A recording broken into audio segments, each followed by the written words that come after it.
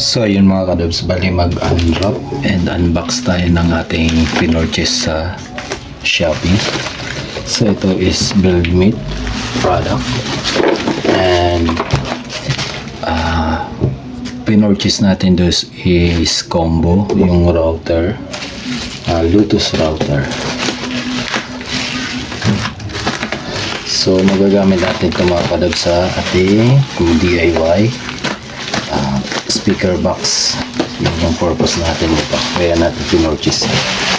Tapos yung mga DIY wood project natin na gagawin. So yan, pinabul wrap na maayos and naka-carton. So ito siya, Bluetooth. So ang size nito is 1/4. Meron din kasi nitong 1/2. So ayan natin, lagyan natin ang chip.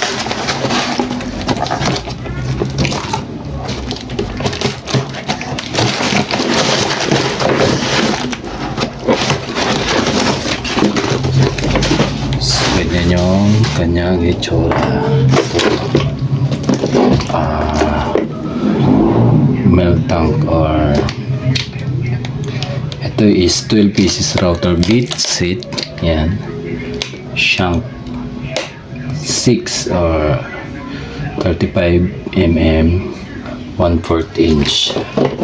So yung diameter ng bilog yun, yung 1/4 inch mga kapos. So nain muna natin to. Yan. So meron siya dito 12 pieces na ganito, nagka baliktad lang. So yung 1/4 is itong diameter nito.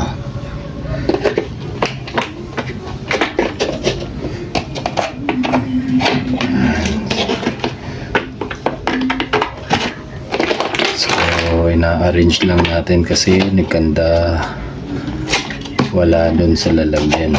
So sa pag-ship to or sa carrier. So ayan, 12 siya. So ito yung mga gamit niya mga kadabs.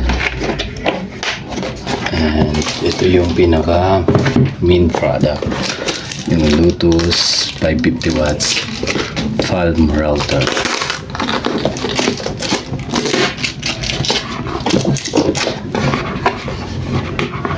Sakto to sa DIY natin kasi ang mahilig tayo sa DIY woodcraft or woodworking. So ayan,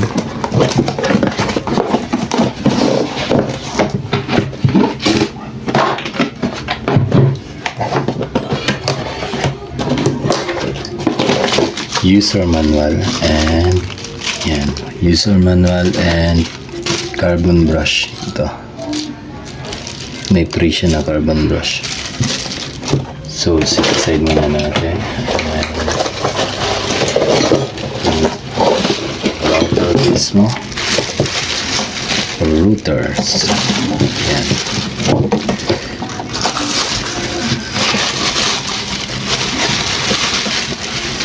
So unahin muna natin yung kanyang accessories dito na kasama. Hindi muna natin yan. Yan, dyan lang. So yan, kasama niya ito. Unang accessories na kasama niya, ito siya, pang cornering or angle. Pwede rin pang circle to. Kasama pa to. So, yan. So ito guide din to, guide, and ito dito. So ito pa yung kasama niyang accessories mga kadabs. Yan, plastic guide. Ito, transparent plastic guide. Tsaka yung kulit or kulit washer, yung panghigpit sa panghigpit dito sa ating rotor bit seat, and may sukat siya na diameter na 6 mm, so 1/4 yan. And itong pang tornilyo para dito, yan pang attach dun sa guide natin. And itong pang higpit, parang open range siya.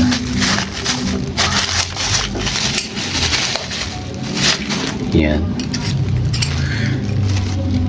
open range na dalawa. So dito yan sa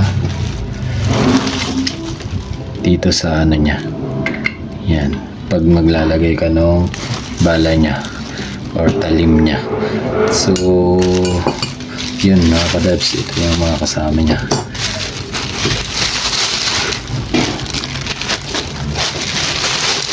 So since first time natin mga kadabs magkaroon ng ganitong pang DIY na gamit, ang router na to, anuhin muna natin siya, pag-aaralan muna natin siya kung paano gagamitin, at saka manood tayo sa mga kapwa natin YouTuber kung how to set up nito. So sa tingin ko ito, kasi pagtanggal nito mga kadabs ay luluwagan mo lang to. Pag maluwag na, tsaka mo pipihitin to, i-release. Ito rin kasi may roller dito, inch and centimeter. So ayan, it's 1, 2, 3, 4 centimeter and 2 inch. So ayan, pag nag-release ka, ganito lang. Tapos pag nag-gigpit or naglagay ka ng talim dito, ganito mga kadabs, kailangan tanggalin to para hindi masira to. Huwag mong dudukutin dito, kasi napanood lang din natin sa nagdi-DIY, mahilig si DIY, maling gawain daw yon para hindi mabasag tong plastic guide na to or itong pinaka housing niya. So ganito lang mag-higpit and magluwag, pero kailangan nakapatong siya sa maayos. So ayan, may nakalagay na din siya dito. Ayan. So ganun lang maglagay ng bala. Higpit, gamit lang to, higpit and luwag, gamit tong open range angles. So sampulan na din natin maglagay. And titignan ko muna kung makakapag-sample tayo ng pag-test nito.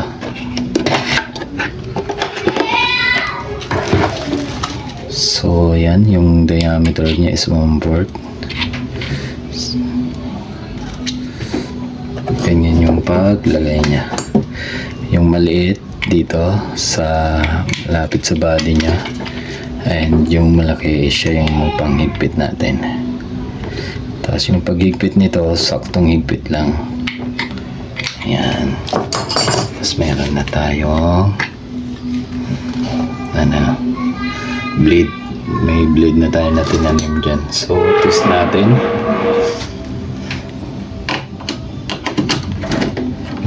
Ito yung switch niya, parang toggle switch,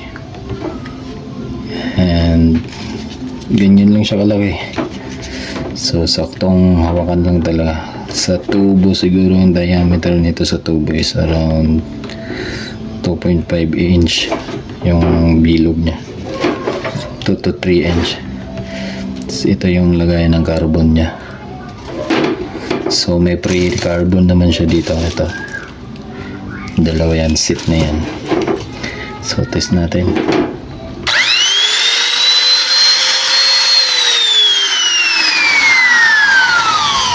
So goods na.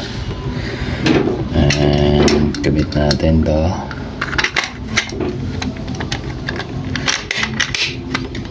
And higpitan natin. Ito yung panghigpit, pangyakap sa dito para ma-skip at yakapin niya yung pinaka router base. Ito naman yung adjust ng taas and baba dito para kung ilalapat or hindi. So yan, sinit out natin, hindi mo na nakalapat yan.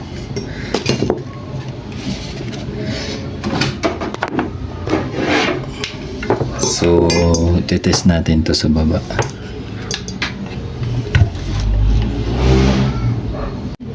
So, yun, kabit natin tong guide niya. Itong kasama niya dito. Bali ito kasi pang corner niya to. Either gano'n. Guide niya. Ganun siya. And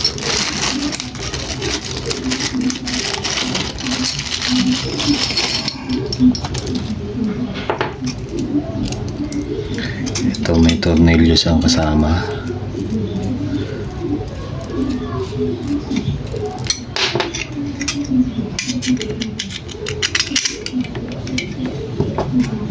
Ganyan lang siya.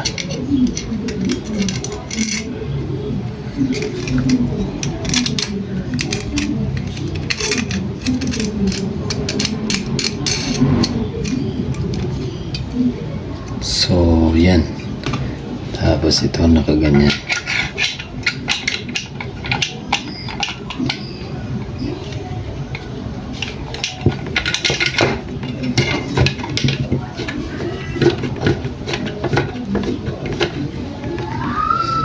Tapos yung plywood dito may gigilid. Guide siya.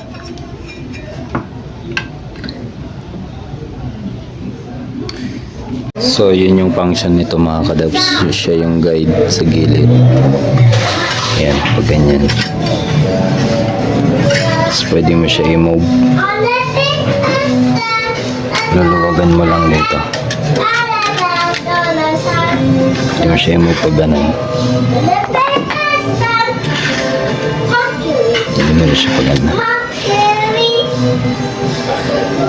Tulak mo lang dito. Tapos pag nakuha na yung cornering mo dyan, higpitan mo na dito.